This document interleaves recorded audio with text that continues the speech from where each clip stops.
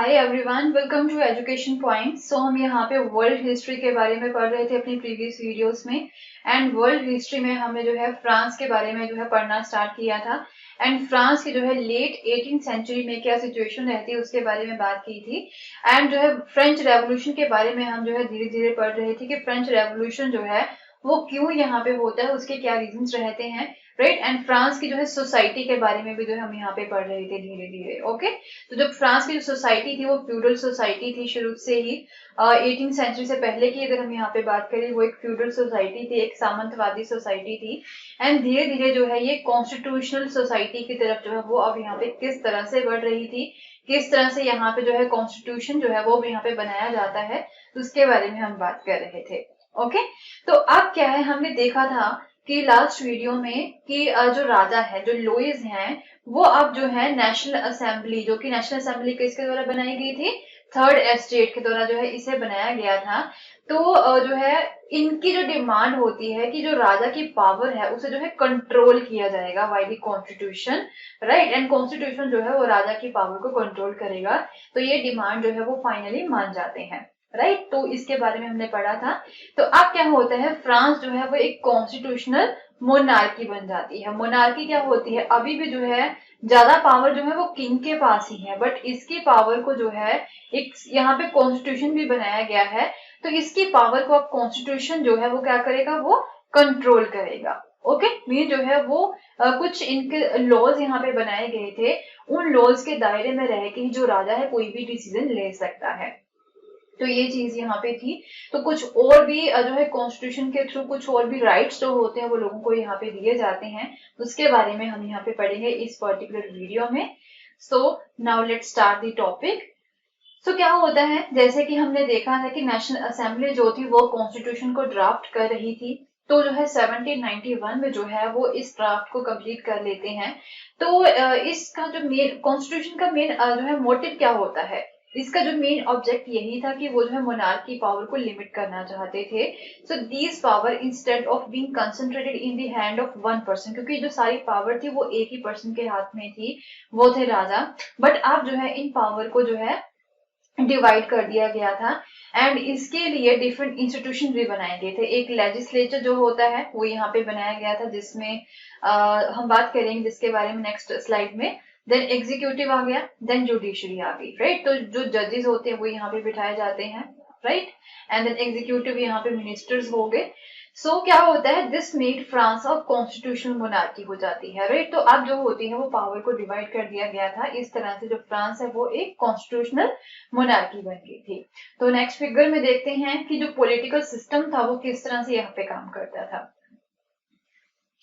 हमने देखा है जो पॉलिटिकल सिस्टम है वो 3 पार्ट्स में यहाँ पे डिवाइड है। एक यहाँ पे जो है जुडिशरी है, राइट। उस यहाँ पे जो है वोटिंग के थ्रू जो है जज को सिलेक्ट किया जाता है। देन इसमें एग्जीक्यूटिव आ गया, एग्जीक्यूटिव में जो है एक राजा आ गए हमारे पास, एंड देन उसके मिनिस्टर्स आ गए, ये कंबाइंडली जो है एग्जीक्यूटिव बनाते हैं।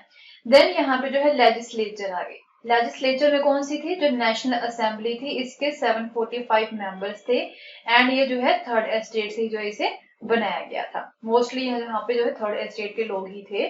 तो ये जो नेशनल असेंबली के मेंबर्स हैं, इन्हें जो है इनमें ये जो है किन लोगों से यहाँ पे चुने जाते थे, क्या होता था यहाँ पे कि जो आम लोग थे, जो कुछ एक्टिव सिटीजन्स होते हैं, यहाँ पे जो है लोगों को अब वोटिंग का राइट दे दिया गया था। जो आम लोग होते हैं, जो कॉमन लोग होते हैं, उन्हें वोटिंग का राइट दे दिया गया था। बट ऐसा नहीं है कि जो है यहाँ पे सभी लोगों को राइट दे दिए गए थे। ओनली जो है जो कुछ पढ़े लिखे लोग थे, यहाँ पे जिनके पास पैसा था, यहाँ पे जो लोग यहाँ पे टैक्सेस देते हैं, जो कि ज्यादा टैक्सेस यहाँ पे भरते हैं, वही लोगों को यहाँ पे जो है एक्टिव सिटीजन्स माना गया था। And they were entitled to vote about 4 million man, populated of the 28 million. तो 28 मिलियन में से ओनली 4 मिलियंस जो मेन थे, ओनली यहाँ पे मेन है, वुमेन को अभी भी अलाउ नहीं किया गया था वोटिंग के लिए। ओके, तो 4 मिलियन मेन जो थे, राइट, उन्हें यहाँ पे जो है वोटिंग का अधिकार दिया गया था। तो वो क्या करते थे, वो अपने रिप्रेजेंटेटिव जो है अपनी वोट का यूज करके वो चूज करते थे। तो उन्हें जो है इलेक्टोर्स बोला जाता था। तो ये जो है एक्टिव सिटीजन क्या करते थे, वोट डाल के अराउंड 50,000 मेंस को जो है एज ए इलेक्टर वो जो है वो सेलेक्ट करते थे। तो अभी जो 50,000 मेन है जिन्हें एज ए इलेक्टर जो है चुना गया है, वो अब जो है यहाँ पे वोट डाल के अराउंड 745 मेंबर्स के लिए वोटिंग करते थे वो, एंड नेशनल असेंबली के लिए जो है 745 मेंबर्स को वो चूज करते थे। ओके, तो यही जो नेशनल असेंबली में से ये जो 745 मेंबर्स होते हैं, इन्हीं में से जो है कुछ लोगों को मिनिस्टर्स यहाँ पे बना दिया जाता था। ओके, एंड अभी जो नेशनल असेंबली है ये जो है अब कंट्रोल करेगी राजा को भी। ओके, ये राजा को भी कंट्रोल करेगी, उसकी पावर को भी कंट्रोल करेगी, बट किंग जो है उसकी जो है वीटो पावर है। अगर जो है वो ये चाहे कि जो है मुझे ये चीज अच्छी नहीं लगी है, तो वो उसे मना भी कर सकता है। उसकी वीटो पावर, उसकी जो पावर, उसकी जो वोट की वैल्यू है वो यहाँ पे ज्यादा थी। ओके, तो इस तरह से यहाँ पे न्यू पॉलिटिकल सिस्टम जो है वो काम किया करता था। तो जिन लोगों को वोट का अधिकार दिया गया था, जो कि 4 मिलियन मैन ही थे, ओनली 28 मिलियन की पॉपुलेशन थी, उनमें से ओनली 4 मिलियन मैन को ही वोट का अधिकार दिया जाता है। उन्हें जो है एक्टिव सिटीजन्स बोला गया था। एंड दूसरे यहाँ पे पैसिव सिटीजन्स थे, जिन्हें जो है कोई भी वोटिंग राइट्स नहीं था, अबाउट 3 मिलियन मैन जो होते हैं, एंड देन वुमेन होगी, एंड चिल्ड्रन एंड यूथ जो कि बिलो 25 थे, यहाँ पे उन्हें वोटिंग का अधिकार नहीं था। Okay, so this is the new political system under the constitution of 1791. Okay,